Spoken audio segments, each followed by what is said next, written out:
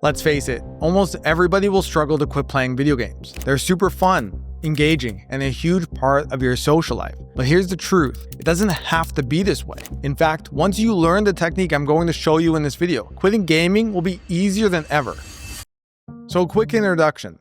My name is Cam, and yeah, I was that guy that couldn't stop gaming for like 10 years straight. After I finally quit, I decided to help other people do the same thing through my company, GameQuitters.com. We specialize in helping gamers break the cycle and get their lives back on track. So if that sounds like something you or someone you know might need, just head over to GameQuitters.com or hit the link in the description to chat with me or my team.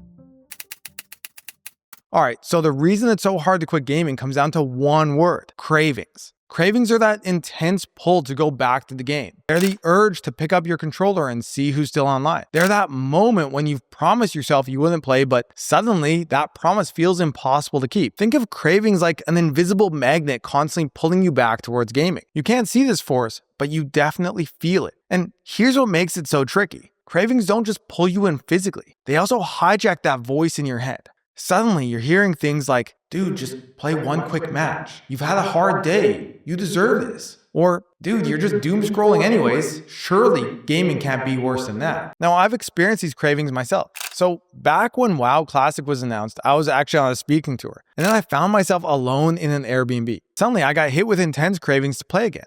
It felt like pure nostalgia. Like I could reconnect with myself as a teenager and all the happiness I felt playing WoW. Now, of course, my brain was only focusing on the positive memories, completely ignoring the fact that WoW had nearly destroyed my life. The more I played back then, the worse everything got. But my cravings didn't remind me of that part. Now, these cravings happen because of how gaming literally changes your brain's reward system. So if you want to understand exactly how that works, I have a whole video on how gaming changes the brain, and I'll link that in the description. But here's what you need to understand right now. People sometimes think gaming isn't a real addiction because it's not a physical addiction like smoking or drinking. But the psychological cravings from gaming can be just as intense and just as harmful as the physiological ones from substances. These cravings get triggered in two main ways. First, from internal triggers like boredom, stress, loneliness, or just out of pure habit. And second, from external triggers. Those are things in your environment like seeing your gaming setup, getting an invite from a friend on Discord, an email about a game update, or even just walking past the GameStop if you happen to be one of those crazy people who leave the house. But the true power of cravings is that they put you in a state of confusion. You start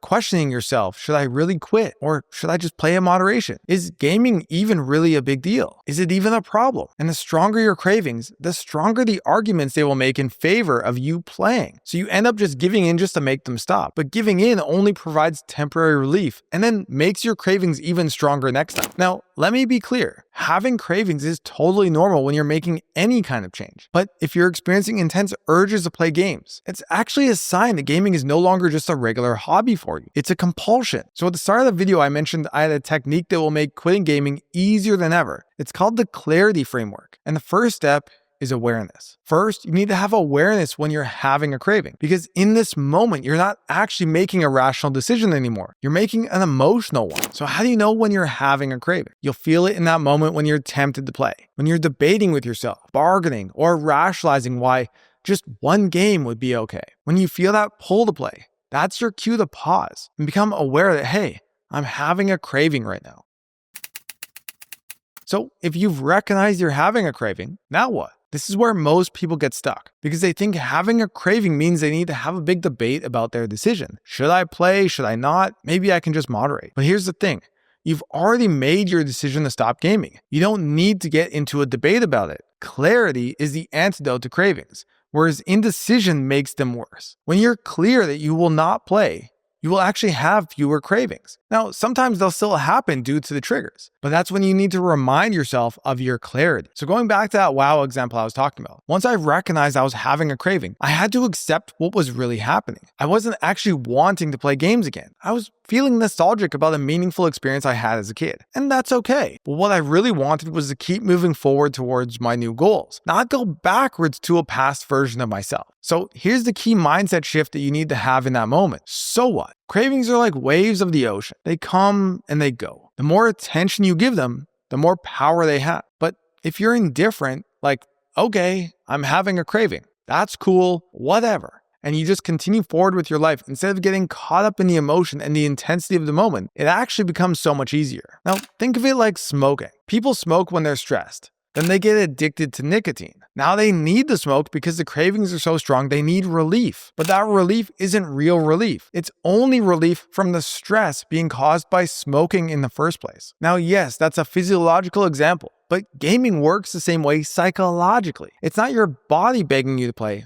It's your mind. The easiest way to not have psychological cravings is to simply not engage in the activity that creates them. If you don't play, you won't get cravings. It might take some time for your brain to reset, and that's what we call a detox, and you can find a video about that in the description as well. Now, you might think cravings will last forever, so going back to play feels like your only option for relief, but that's not true. They will fade over time. You might also think that having cravings is evidence that you should play, but it's actually just a craving and a reminder of why you stopped in the first place. So accept that the craving is there, accept that it's normal during change, and accept that it will pass. No big deal. So now that you're aware that you're having a craving, and you've accepted that it's normal and will pass without you needing to play for relief, what do you do next? You don't just want to sit there with the craving. You want to take positive action towards what you want to feel. Your cravings are actually trying to teach you something. They're pointing to what you need in that moment. If you're feeling lonely, it's a sign you need connection. Games were how you got that in the past, but change is about learning new ways to connect with people. If you're bored, you need something creative or mentally stimulating. If you're stressed, you need something to relax and recharge. The actions you take should relate to what triggered your craving in the first place. And it helps a lot if you get distance from your gaming environment. It's hard to play if you're out of the house, away from your computer. So when I had my cravings for WoW, this is what I did.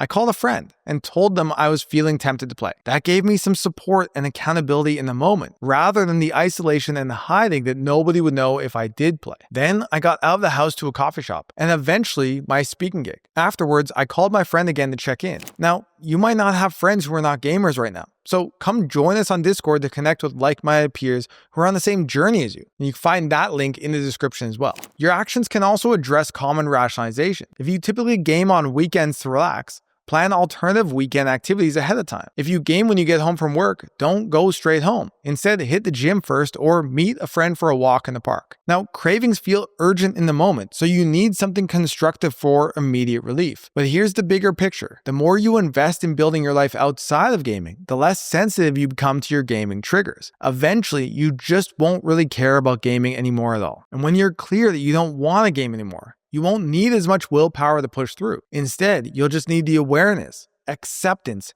and action in the moments when cravings inevitably hit. And that's the clarity framework. When you use these 3 steps, quitting gaming becomes so easy, it's not even hard anymore. You're in complete control of your life by taking responsibility for your awareness, acceptance, and actions. All right, now if you've made it this far in the video, be sure to hit the subscribe button. And if you want my personal help to quit gaming, check the links in the description for information on my coaching programs. And something else that will help you on this journey is having inspiration and motivation to keep moving forward away from games. So to get that, watch this video next.